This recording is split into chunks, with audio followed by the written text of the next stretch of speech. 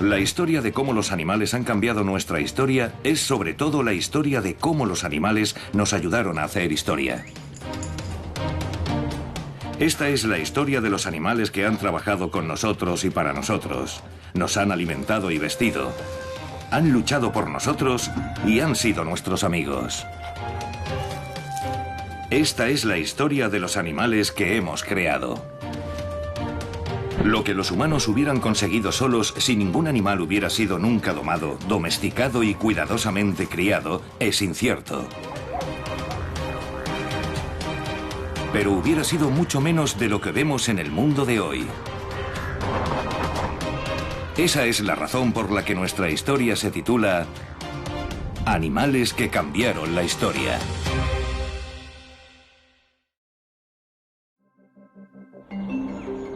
Imaginemos una vida sin amigos. No solo de nuestra propia especie, sino de otras. Imaginemos la vida sin esa dosis diaria de amor incondicional. O sin la fascinación que ejerce la naturaleza. Hemos crecido acostumbrados a sus caras. Y el mundo estaría más vacío sin ellos. No es una exageración decir que nuestras mascotas nos han cambiado, modelando nuestra empatía, la sensualidad, incluso la técnica de nadar. Y cambiándonos a nosotros, han cambiado la historia. Compañía.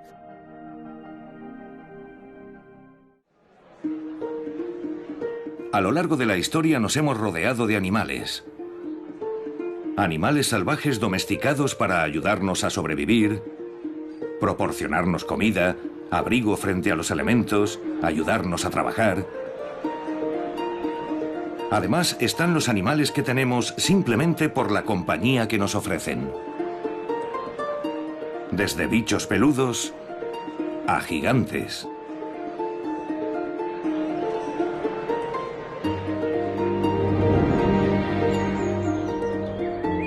A algunos los consideramos nuestros iguales, mientras que a otros los consideramos juguetes. Pero hay dos especies que son nuestras indiscutibles favoritas.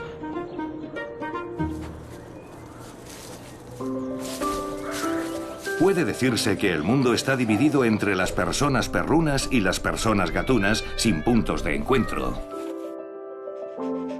Unos aman a los perros porque son obedientes, leales y confiados. Mientras que los gatos les parecen distantes, insensibles y quizá después de tanto tiempo juntos un poco salvajes. Los gatos son menos dependientes de las personas que los perros. Si pudieran usar un abrelatas, no nos necesitarían. Los amantes de los gatos disienten. Lo que otros consideran indiferencia, para ellos es un signo de su naturaleza independiente. Prefieren a una criatura que nunca ha perdido su lado salvaje. Saben que sus muestras de afecto felino son mucho más que una simple manera de conseguir lo que buscan.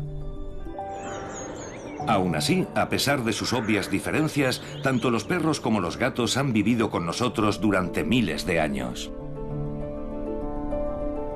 Así que debe existir alguna razón por la que estos dos animales, y solo ellos, se han convertido en nuestros compañeros más cercanos.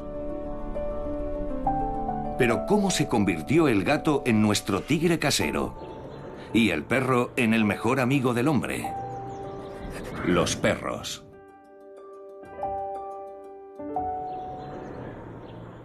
Todos los perros están emparentados genéticamente. Desde el gran danés hasta el chihuahua, descienden del lobo.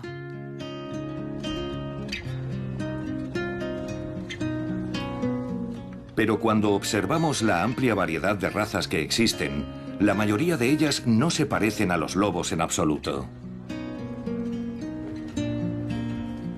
Muchos siglos de intervención humana han producido razas de perros de todos los tamaños, formas y colores. El lobo. Aún muy común en el hemisferio norte, el lobo gris o lobo del Mackenzie es la más grande de todas las especies caninas. Estos perros salvajes carnívoros viven integrados en una fuerte jerarquía social liderada por un macho alfa y su compañera, y cazan en manadas de entre 6 y 10 individuos.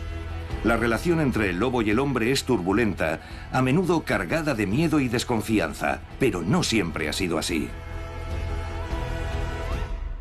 Se piensa que la alianza entre el hombre y el lobo nos salvó de la extinción, porque nosotros éramos mucho más competitivos cuando emigramos a zonas ya habitadas por los neandertales.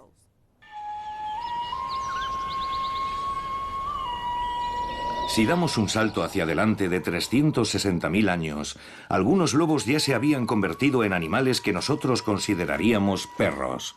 Pero ¿cómo pasó?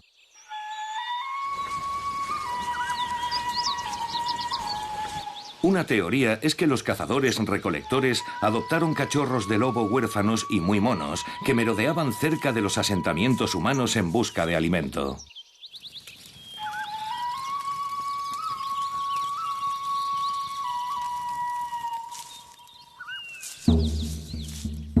Tal vez fuera la simple alegría de tener animales pequeños y peludos con los que jugar lo que persuadió a los humanos para que permitieran quedarse a los cachorros y crecer hasta hacerse adultos, momento en el que ya se habrían acostumbrado a la gente. Es posible que sobrevivieran los animales más compatibles con los humanos. Si un lobo matase a nuestros niños, nos desharíamos de él, pero si el lobo era amigable, se quedaría.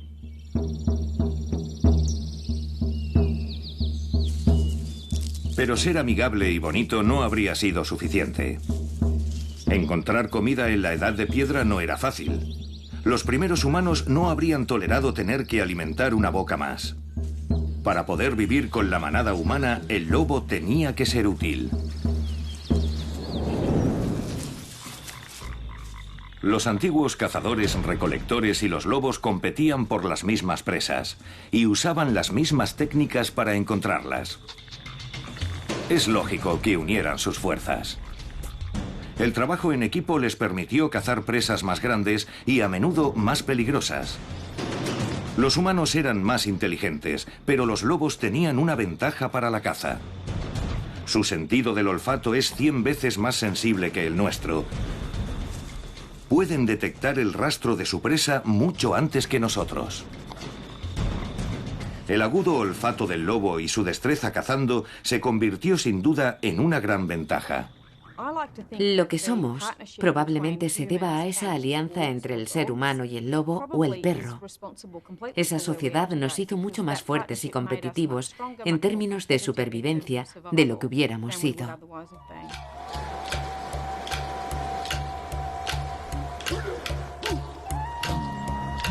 Hace 40.000 años vivían en Europa dos tipos de homínidos. Los neandertales, los primeros en llegar, y una especie recién llegada, el Homo sapiens, en otras palabras, nosotros. En aquellos tiempos, los neandertales eran el grupo dominante. Llevaban viviendo en Europa 200.000 años. Pero tras la llegada del hombre moderno a Europa, los neandertales desaparecieron en unos pocos miles de años. ¿Por qué se extinguieron los neandertales? Una nueva teoría sugiere que los lobos se asociaron con la nueva y más joven especie de humanos, lo que le habría proporcionado al Homo sapiens una ventaja crucial. Los humanos recién llegados tenían armas y destrezas superiores para la caza. La formación de una alianza con los lobos les proporcionó una ventaja decisiva. Los neandertales, que competían por el mismo alimento que aquella formidable coalición, perdieron. Por lo que, en cierto sentido, los lobos nos ayudaron a conquistar el mundo. Independientemente de cómo ocurriera, la formación de esta alianza fue un golpe de genio. ¿Pero por parte de quién? La vida del granjero es como unas largas vacaciones y consigue que un perro haga todo el trabajo por él. Incluso cuida de los caballos cuando llegan a la verja, ya que está a la altura. Sencillo, ¿no? Un empleado que hace todo el trabajo. Antes pensábamos que éramos la especie más inteligente y que tomamos una buena decisión, domesticar a los lobos. Pero ahora pensamos que simplemente pasó. Al igual que los humanos, los lobos son animales sociales que viven en unidades familiares. Liderados por un macho y una hembra dominantes, las familias se mantienen unidas mediante una gama de expresiones faciales, posturas corporales y llamadas vocales para comunicarse.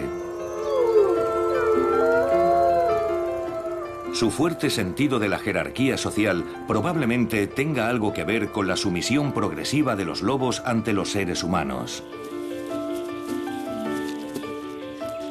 Los lobos más amigables que permanecían cerca de los humanos eran alimentados. Los más agresivos eran sacrificados. Y con el tiempo se convirtieron en perros. Sabemos que si seleccionas a los perros por su simpatía, terminarás consiguiendo simpatía. En Rusia, en los 50 se realizaron experimentos sobre ese aspecto.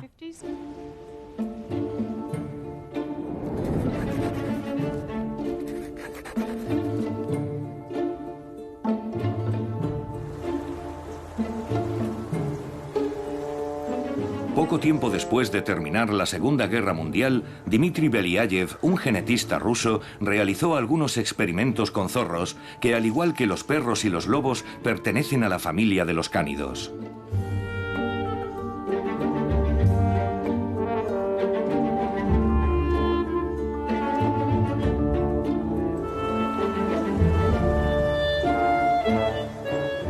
Belyayev pretendía mejorar el comercio de pieles criando zorros destinados a la fabricación de abrigos. Como no son animales domesticados y se asustan fácilmente, pensó que podría conseguir que fueran más fáciles de manejar si fueran más dóciles. Para probar su hipótesis, Belyayev seleccionó aquellos zorros que parecían menos temerosos que los demás y los cruzó. Después volvió a hacer lo mismo con su descendencia y con la siguiente generación. Y con otra más. Algunas generaciones después observó que los zorros eran más dóciles y que aceptaban más fácilmente el contacto con los humanos. Pero en 1964 descubrió algo que no había previsto. Ellos seleccionaban los zorros por su docilidad y tranquilidad o por su agresividad, y descubrieron que los zorros más tranquilos y dóciles habían desarrollado también algunos rasgos fisiológicos característicos de los animales domesticados.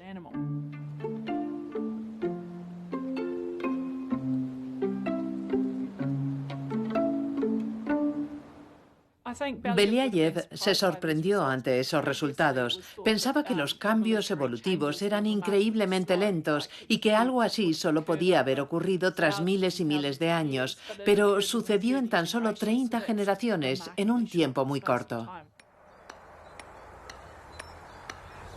Tan solo unas pocas generaciones después, los rabos rectos de los zorros se habían curvado, tenían las orejas caídas y la variedad de los colores de su piel había aumentado.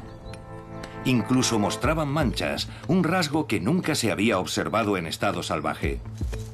Características todas ellas que encontramos en las razas modernas de perros.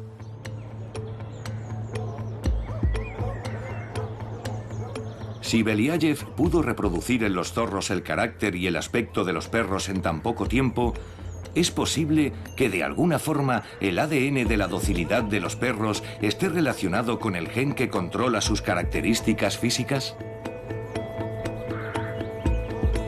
Si así fuera, quizá esa sea la prueba de que el origen del perro, tal y como lo conocemos hoy, se reduce a la supervivencia del más amigable.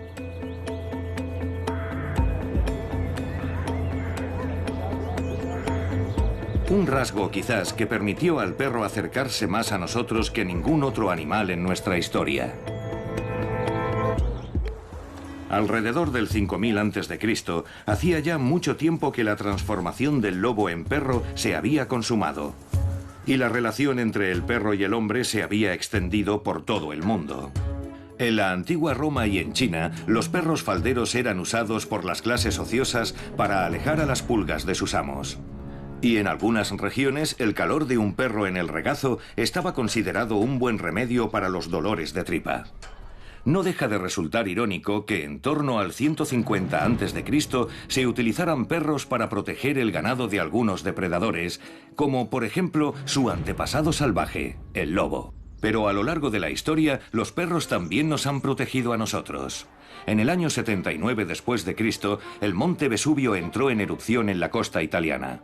Durante su devastador estallido, la ciudad de Pompeya, situada donde hoy se encuentra la moderna Nápoles, quedó completamente cubierta de magma y de cenizas volcánicas. Últimas excavaciones en Pompeya.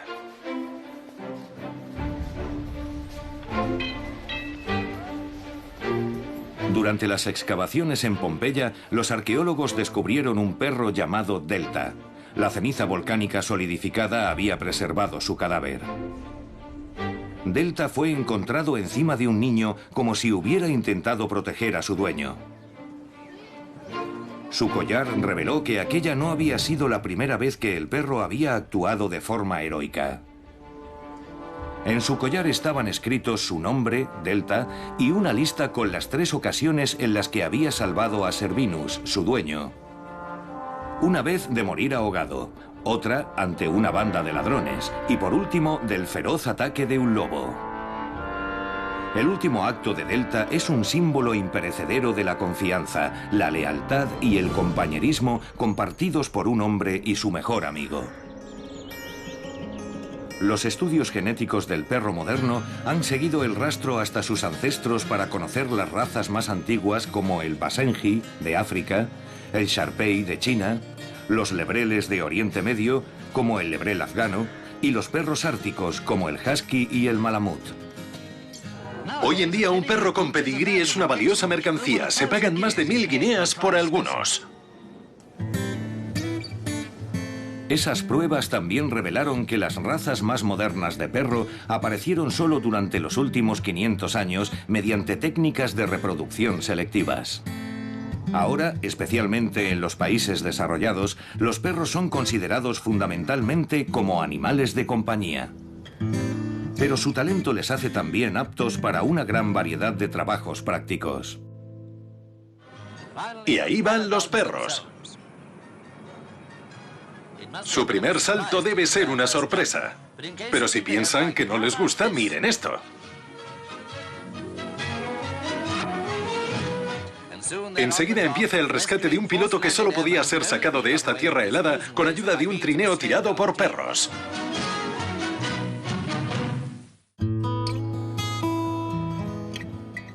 Algunas razas, como el pastor alemán o el golden retriever, han sido entrenadas durante 100 años como perros guías para personas invidentes y con discapacidad visual. La práctica de usar sabuesos para seguir el rastro de los criminales se remonta a la Edad Media. Los perros, con su agudo sentido del olfato y el oído, son muy valiosos para encontrar en los bosques a fugitivos, personas perdidas o prisioneros de guerra fugados. Permiten cubrir más terreno a las patrullas y son más eficaces protegiendo lugares.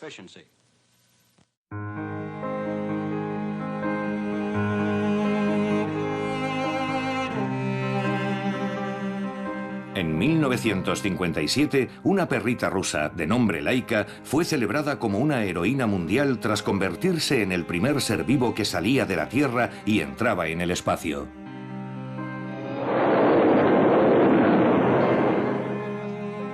Sin su valeroso esfuerzo, tal vez nunca habríamos llegado a la Luna. Este perro podría ser el pionero que nos señala el camino de los viajes a la Luna. Y quién sabe, puede que más lejos. Centro de entrenamiento de perros. En los últimos años, los perros policías son infalibles detectores de explosivos o de drogas ilegales. Los perros son entrenados para reconocer el olor de las drogas ocultas en cualquier lugar. Y por supuesto, tienen un papel vital en nuestras granjas, como lo tuvieron durante siglos. Pero hoy los perros no necesitan trabajar para formar parte de nuestras vidas. Siguen aquí simplemente porque son nuestros amigos. El amor del hombre por el perro y del perro por el hombre es uno de los grandes temas románticos de la historia. Un idilio más fuerte cada día. Los perros son los compañeros de los presidentes y de la realeza. Actualmente hay más familias estadounidenses con perros como mascotas que hogares con niños. En el Reino Unido, en 1 de cada 2 hogares hay un perro. Y Alemania presume de tener una población de más de 5 millones de perros. Su reputación como mejor amigo del hombre es bien merecida. Juegan con nosotros, trabajan con nosotros y sencillamente son nuestros amigos. Nuestro vínculo es antiguo. Aunque no puedan entender nuestro lenguaje verbal, los perros saben interpretar nuestro tono de voz y los gestos más sutiles. Ellos quieren formar parte de nuestra manada y saben que su destino está estrechamente unido al nuestro.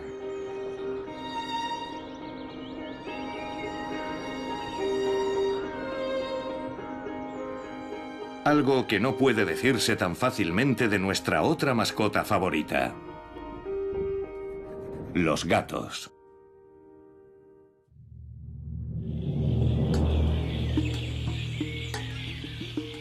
A diferencia del perro, la domesticación ha tenido un impacto muy pequeño sobre las características físicas del gato doméstico.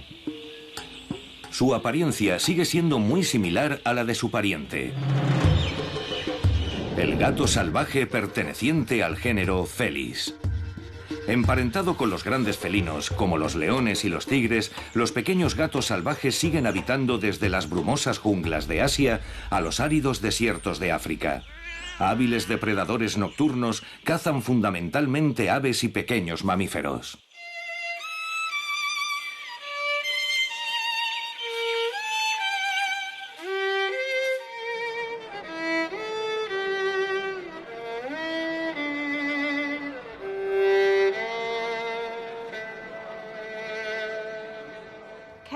Los gatos son más independientes. Quizá tengan un espíritu más libre, pero algunas personas se sienten muy unidas a sus gatos y los quieren tanto como otras a sus perros. Es una relación diferente. Es obvio que los gatos poseen una voluntad propia, y no parece que para ellos sea una gran prioridad el complacernos, aunque pueden ser afectuosos. Con mucha diferencia, los vídeos más vistos de YouTube son los de gatos haciendo cosas divertidas y asombrosas. Solo en los últimos años se han colgado más de 2 millones de vídeos con más de 26.000 millones de visitas. Indudablemente ejercen una gran atracción sobre nosotros. Aunque no es tan extensa como la del perro, el gato comparte con nosotros una larga historia. Pero si nos preguntamos cuándo fue domesticado por primera vez, antes debemos responder a otra pregunta. ¿Alguna vez fue domesticado? Los gatos y los perros mantienen relaciones muy diferentes con nosotros. Los gatos son mucho más independientes, son espíritus mucho más libres, viven junto a los humanos, pero no forman parte de nuestra comunidad. Estos pumas son alimentados a mano. Es la tercera vez esta mañana. Los pumas pueden ser domesticados. Solo se necesita un platillo de leche y una escopeta.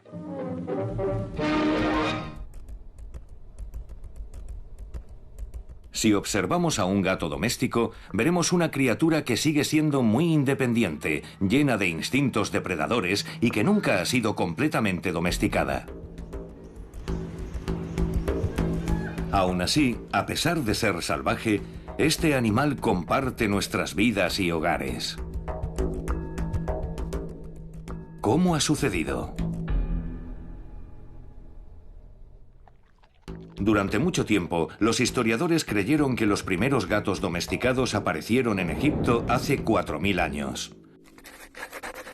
Pero en 2004, un hallazgo en Siouroukambos, Chipre, nos ha obligado a reconsiderarlo.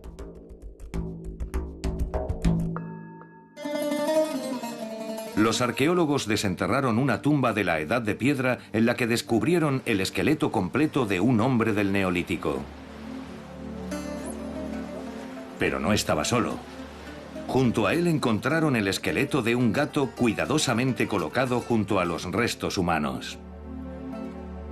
Asombrosamente, el yacimiento de Sillourocambos tiene 9.500 años de antigüedad, lo que sugiere que los gatos fueron domesticados mucho antes de lo que pensábamos, y que aquel podría haber sido el gato doméstico más antiguo del mundo.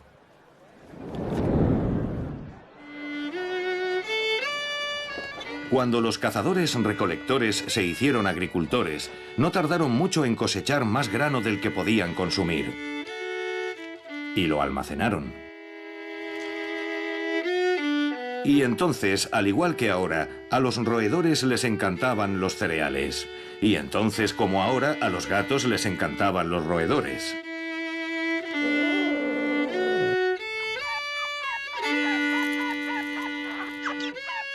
Probablemente los hombres del Neolítico toleraban a los gatos solo como una forma de controlar las plagas. A partir de ahí, era fácil que terminara convirtiéndose en una mascota. En el siglo XVI a.C., el gato se había convertido en mucho más que en una mascota. En el antiguo Egipto había alcanzado la categoría de animal de culto. Las imágenes de las paredes de las tumbas, las estatuas, las inscripciones en los antiguos papiros y la presencia de gatos momificados son un testimonio de su importancia religiosa. La diosa Bastet, mitad humana y mitad gata, era la guardiana del hogar y protectora ante las enfermedades. Matar un gato, aunque fuera accidentalmente, estaba castigado con la muerte. En el antiguo Egipto, el pueblo creía que los gatos eran la encarnación de las deidades. Más tarde, en Roma, se hicieron muy populares cuando los descubrieron gracias al comercio con Egipto. Una de las grandes atracciones del Coliseo de Roma, los grandes gatos a los que alimentaban con cristianos. Aún sigue habiendo gatos en el Coliseo, pero pequeños, y se alimentan de las obras.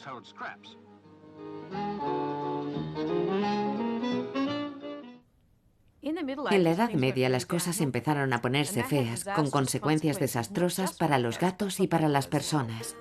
Todo empezó en el siglo XIV en Bélgica. Para los habitantes de Ypres, los gatos eran seres sobrenaturales. En aquellos tiempos, la brujería y la magia negra eran algo más que una simple superstición.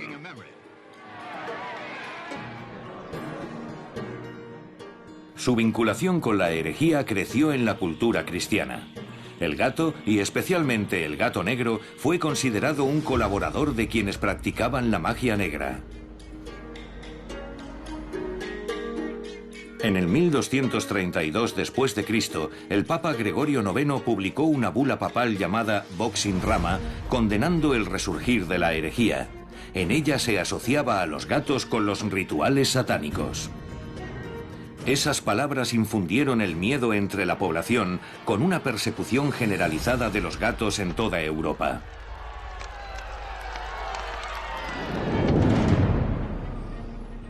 Es posible que el origen de esa calumnia fuera la testaruda independencia del gato. La Biblia decía a los cristianos del medievo que los animales habían sido creados por Dios para servir y obedecer al hombre. Cuantos más gatos se sacrificaban en la Edad Media, peor le iban las cosas al hombre. La expansión del comercio en el siglo XIV trajo consigo naves llegadas de costas lejanas cargadas de mercancías y ratas, las mismas ratas que esparcieron la enfermedad y la peste. Las ratas son una amenaza enemiga dentro de nuestros hogares. Si has visto esto, pronto lo impedirás. Pero en efecto esto sucede cuando la rata ha compartido nuestra comida en la despensa. Los gatos podrían haber frenado las enfermedades transmitidas por las ratas, pero prácticamente los habíamos exterminado.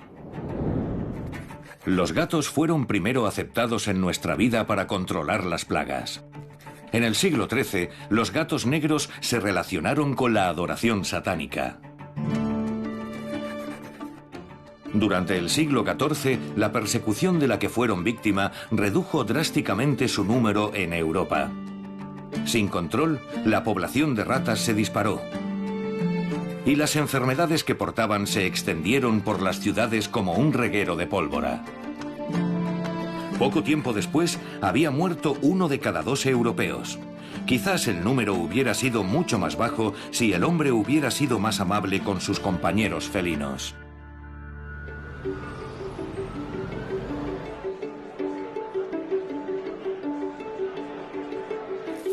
Hoy en día, la población gatuna es más numerosa que nunca. Se calcula que solo en Europa y Norteamérica hay 500 millones de gatos domésticos. Aunque según las estadísticas hay muchísimos menos gatos negros.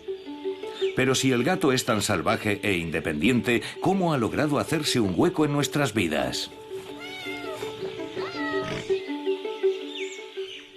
Los gatos son silenciosos, fáciles de cuidar y no exigen tantas atenciones como los perros. Encajan en nuestras vidas frenéticas sin tiempo para ocuparnos de los animales. Son las mascotas perfectas para nuestro tiempo.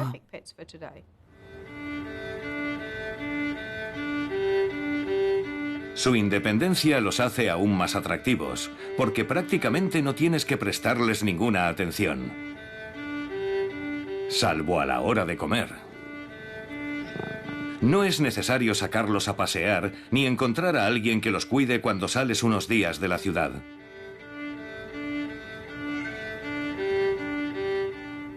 Los gatos nos recuerdan que aún existe un mundo salvaje ahí fuera y nos llevan un poco de ese mundo a nuestros hogares. Una mascota muy especial. ¡Qué pequeña y alegre mascota para tener en casa! Este león de 3 años y medio que tiene su propia habitación pertenece a la hija de una familia de Illinois. Un cachorro de león no se convierte en un gato doméstico, pero las atenciones y la falta de imaginación del león parece que lo han conseguido. Está claro que no tiene la más ligera idea de cómo se comporta un león adulto.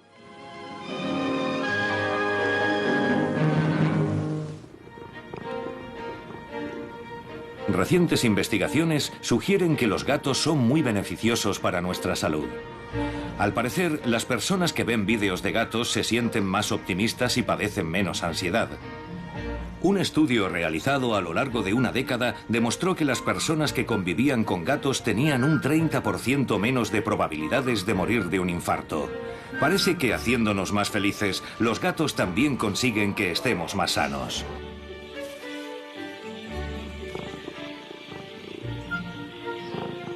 Los perros y los gatos son las mascotas más populares del mundo.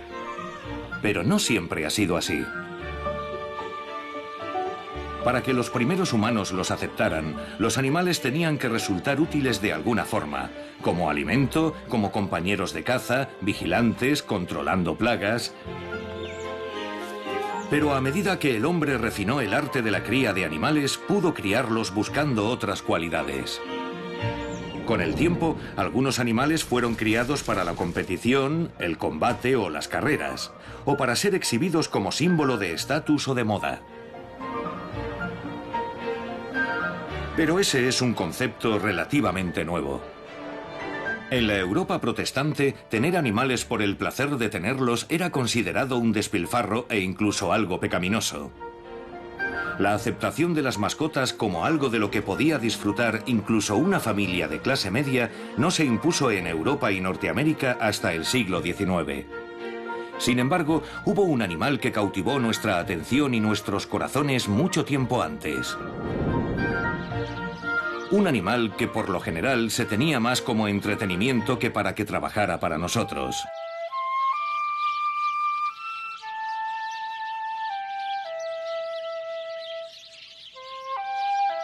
Las aves.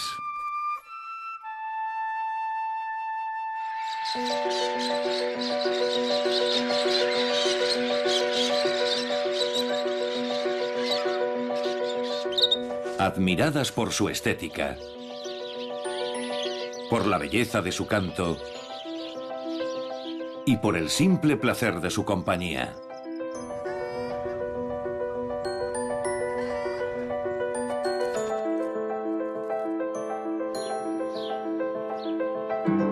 En toda su gloria y esplendor,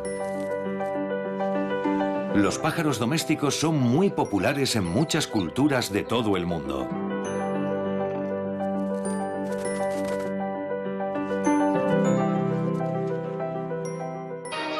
Exposición de aves. No es extraño que hubiera montones de periquitos en el Olympia. Ahora es la mascota más popular de Gran Bretaña. ¿Qué tal una hirena azul? ¿O un cazador de arañas? El campeón, un periquito verde. Su precio, 250 libras. Barato, barato. Los periquitos son los favoritos del público.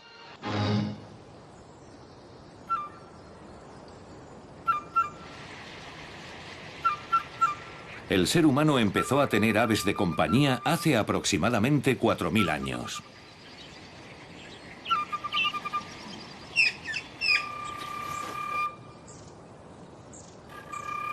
Los antiguos egipcios tenían palomas. En las culturas india y persa, los loros eran los reyes. Y los romanos apreciaban los cuervos por su habilidad para imitar el habla humana.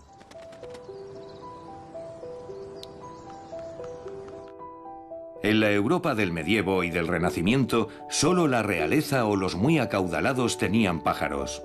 En 1493, Cristóbal Colón, a su regreso del Nuevo Mundo, regaló a la reina Isabel la Católica un par de loros amazona traídos de Cuba. En el siglo XIX, las aves más populares eran el ruiseñor, el tordo, el pinzón, el cardenal y, sobre todo, el canario. El canario es el caruso de las aves, el único pájaro que canta con una tonalidad grave. Muy apreciada como ave cantora, se convirtió en una moda que las damas recibieran a sus visitas con un canario posado en su dedo índice. Aunque también las clases trabajadoras apreciaban a los canarios, que se convirtieron en un elemento imprescindible para alertar a los mineros de la presencia de gases tóxicos. Los canarios salvaron así innumerables vidas. Pero nuestros emplumados amigos también nos han ayudado como no podíamos imaginar, cambiando realmente la historia. La paloma. Fue domesticada primero en el antiguo Egipto como fuente de carne y después como mascota.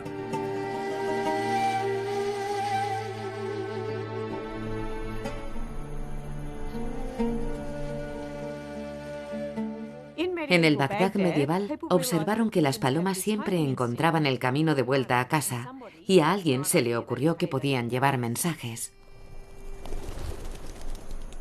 Los científicos no están muy seguros de por qué las palomas son buenas navegantes. Es como si tuvieran un sistema de navegación basado en su capacidad para detectar el campo magnético terrestre. La paloma tiene un cierto número de partículas de hierro en su pico que le permiten encontrar el norte geográfico. Enviar mensajes con palomas mensajeras es uno de los métodos de comunicación a larga distancia más antiguos que existen. Los textos antiguos nos enseñan que los reyes persas ya las usaban en el siglo VI a.C. y más tarde en la antigua Roma también las usó Julio César. Más recientemente, durante la Guerra Franco-Prusiana de 1870, las palomas mensajeras volvieron a demostrar su utilidad en un conflicto. Las batallas se ganaban y perdían gracias a la capacidad de un ejército para comunicarse en el campo de batalla. Durante la Primera Guerra Mundial aparecieron las primeras radios y sistemas de telecomunicación, pero fallaban a menudo y no eran muy fiables. Cuando las líneas se cortaban y las conexiones se interrumpían, tanto el eje como los aliados recurrían a las palomas. Se calcula que más de 100.000 palomas de guerra sirvieron en la Primera Guerra Mundial. Las fuerzas aliadas obtuvieron una gran victoria gracias a las palomas mensajeras en el frente occidental, en Francia y en Bélgica. Cuando comenzó la guerra, el ejército británico solo tenía 60 palomas y 15 adiestradores. En 1918, solo el Batallón Real Británico del Servicio de Señales tenía 25.000 palomas mensajeras y 380 soldados cuidaban de ellas. Y existía una buena razón para ese espectacular aumento. Donde otras formas de comunicación fallaban, el 95% de los mensajes que llevaban las palomas de los aliados eran entregados con éxito. Sorprendentemente, las palomas eran capaces de encontrar a sus adiestradores aunque su posición en el frente de batalla hubiera cambiado.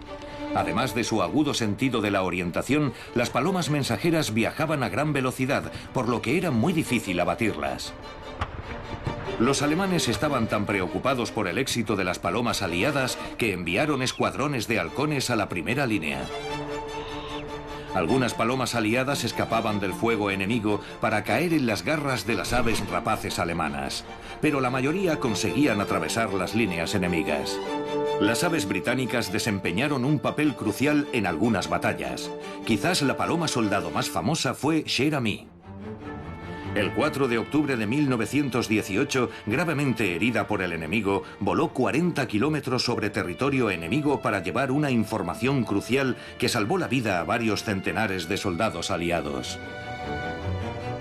Menos de un año después de su heroico vuelo, Cher Ami sucumbió a causa de sus heridas. Le fue concedida la Medalla al Valor.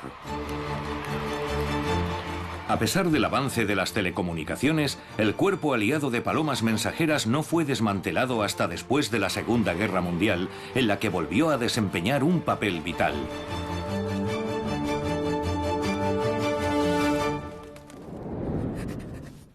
Primero usamos las palomas como fuente de proteínas. Después descubrimos que siempre encontraban el camino de vuelta a casa. Y llevando mensajes, se convirtieron en una de las primeras formas de comunicarnos a larga distancia. En tiempos de guerra, ellas arriesgaron su vida por nosotros. Y hoy en día siguen viviendo a nuestro lado, pidiéndonos humildemente algunas migajas a cambio.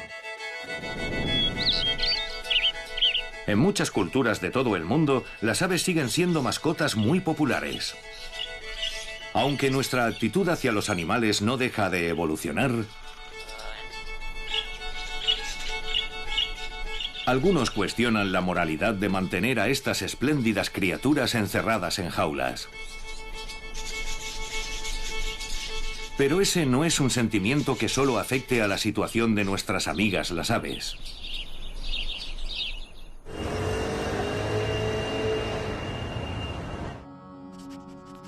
Actualmente, uno de los temas más controvertidos relacionados con los animales es el del comercio de mascotas exóticas. Pero nuestra fascinación por los animales exóticos no es nueva. La colección zoológica más antigua que conocemos se remonta al 3500 a.C. en Egipto. Pero hasta bien entrado el siglo XVIII, esas colecciones estaban reservadas a la realeza y a las clases privilegiadas. Los zoos modernos aparecieron a comienzos del siglo XIX para educar y entretener. El público acudía a los zoos para maravillarse ante los asombrosos animales exóticos. Y hacía cola para aplaudir sus insólitas dotes teatrales en los circos itinerantes.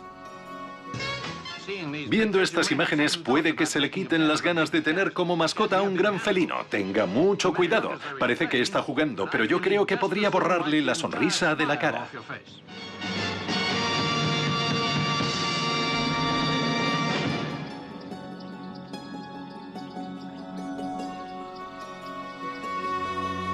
En 1827, una jirafa llamada Zarafa fue trasladada a París desde Sudán. Se convirtió en la niña mimada de la ciudad y fue el origen de la locura por las jirafas. La multitud seguía a Zarafa en su viaje desde Marsella a París e inspiró canciones, poemas y obras de teatro.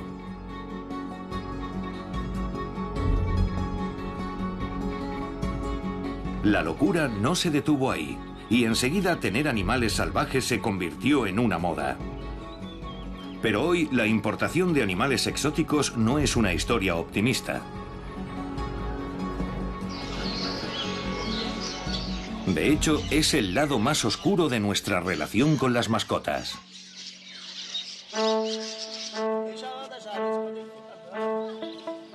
Según la Human Society, es una industria que mueve 15.000 millones de dólares solo en Estados Unidos. la tercera en volumen después del tráfico de drogas y del tráfico de armas en el mercado negro.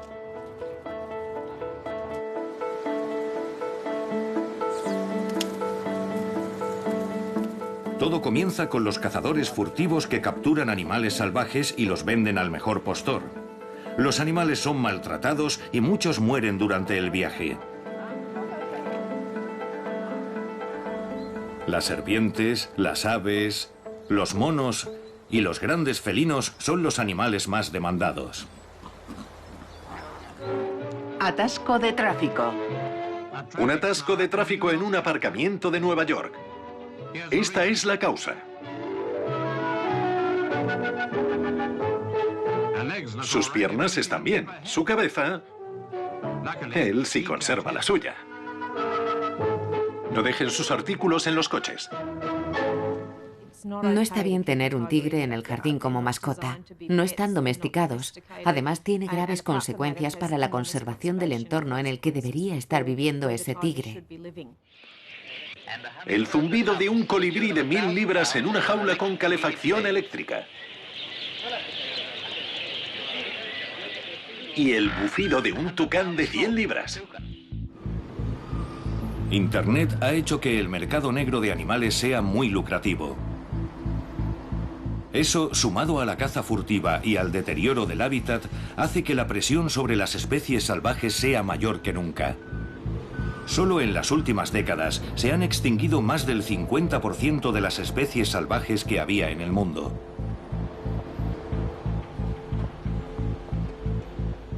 Las leyes que regulan la tenencia de animales exóticos como mascotas se han endurecido, pero es necesario también que todos asumamos un papel activo y que decidamos qué animales pueden ser mascotas y cuáles no. Nuestra fascinación por los animales raros y exóticos es muy antigua. Los reyes los usaban como símbolo de su poder. Para nuestro entretenimiento los exhibimos en los zoos. Después los deseamos en nuestros hogares. Una tendencia que puede tener consecuencias no solo en nuestra historia, sino también potencialmente en nuestro futuro. Nuestra relación con los animales de compañía ha demostrado ser mutuamente beneficiosa. Y como durante miles de años, los gatos y los perros siguen siendo nuestros más cercanos aliados. La familia feliz. Admiren esta familia de mascotas propiedad de un ama de casa de Berlín. Sin duda forman un extraño grupo de amigos.